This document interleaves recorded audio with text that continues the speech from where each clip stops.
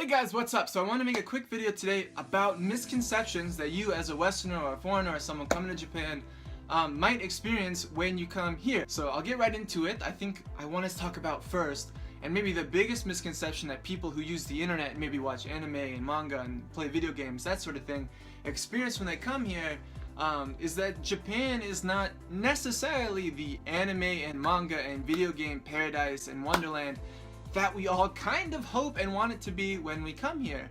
We come here with the expectation that when we show up, we're going to see our favorite anime characters and our favorite video games on every wall and in every poster and in every shop and in every store. Will be merchandise from shows that we know and games that we like and from series that we enjoy, and from as far back as we care to have started watching those shows or reading those manga or playing those games. And in a lot of ways that's not the truth. And so you go to Tokyo or you go to Osaka, where you have these huge cities, and these places have these parts of town that cater to that demographic. So you go to Tokyo and you have Akihabara, and Akihabara is like the mecca of this. You can buy tons of figures, you can buy tons of things like body pillows and video games and light novels, and you can go all over the place and get any sort of wacky stuff you've seen about on the internet, or just more traditional manga and video games that you want to read, and you can go there and you can do that, and that's not a problem. That's great. And you can go to Osaka and there's a place called Denden Town, and it has all the same stuff, just slightly smaller.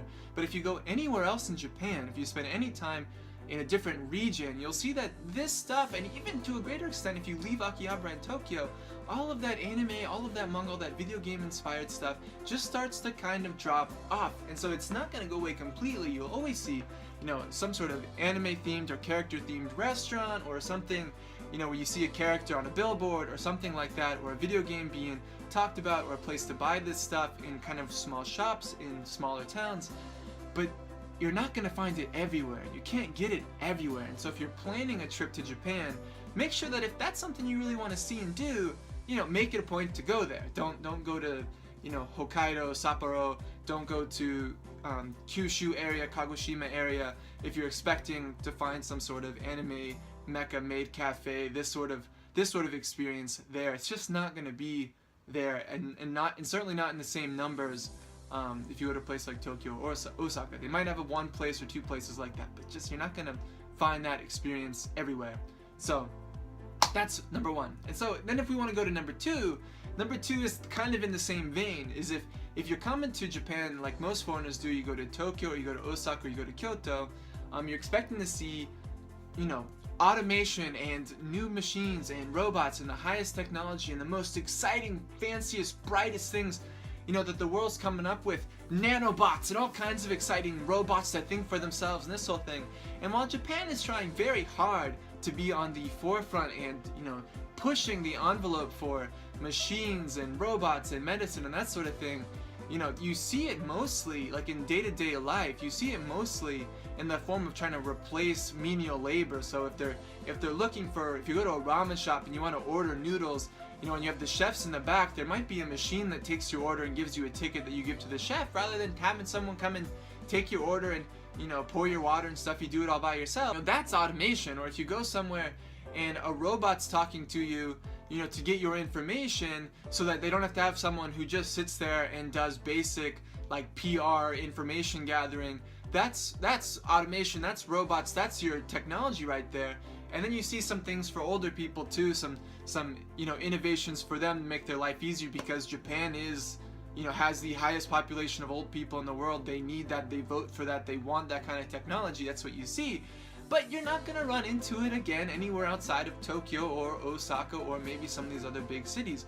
And a lot of places, and in my prefecture I lived in before I moved to Kobe in Gunma, even in the biggest cities in Gunma Prefecture, Maebashi and Takasaki, there wasn't any sort of new fun technology, nothing that was exciting. In a lot of ways it was dated.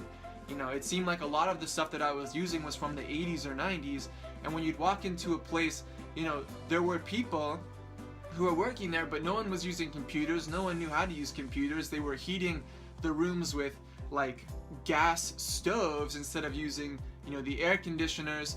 They were using instead of using computers to file things away, they were still doing it on paper. And so you get the sense that Japan, even though it's thought of as being this place of spectacular innovation, you know, in the day-to-day life of Japanese people, and as maybe you as a foreigner visiting, or a Westerner visiting, or from some other country coming here, you know, you're not going to see it too much if you travel outside of Tokyo. So expect to see kind of the old rustic Japan too.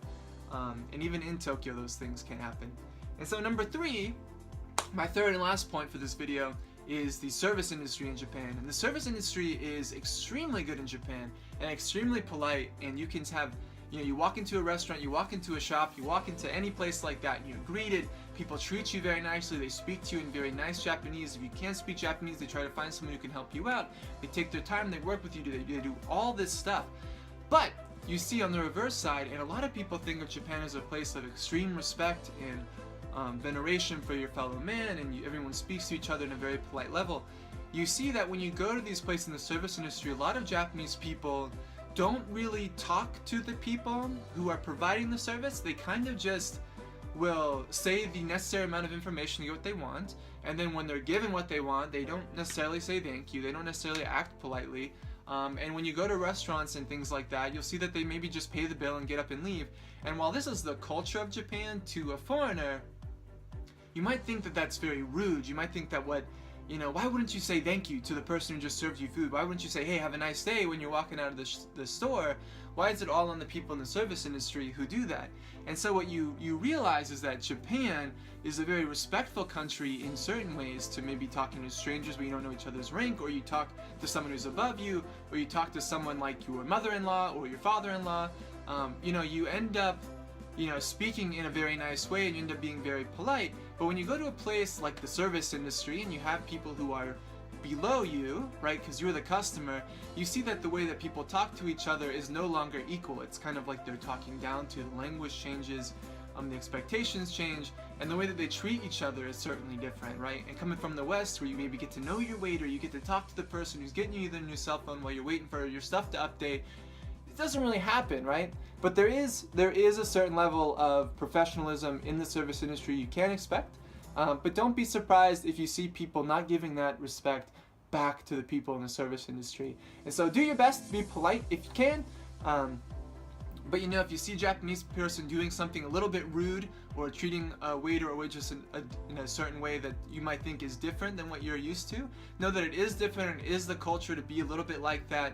But you don't have to be like that either. And if you want to say thank you, hey, thank you for the takoyaki, thank you for those octopus balls, then you just go ahead and do it, because they're going to like that and they're going to think that's funny. So guys, that's my video. That's 3 misconceptions. If you like it, let me know with a like down in the like button down below. Maybe leave me a comment telling me what you had some misconceptions about in Japan. And if you want to see another video like this, I might put out another one, and that sort of thing. So guys, please subscribe if you haven't already, and I'll see you in the next video. Thank you. Bye bye.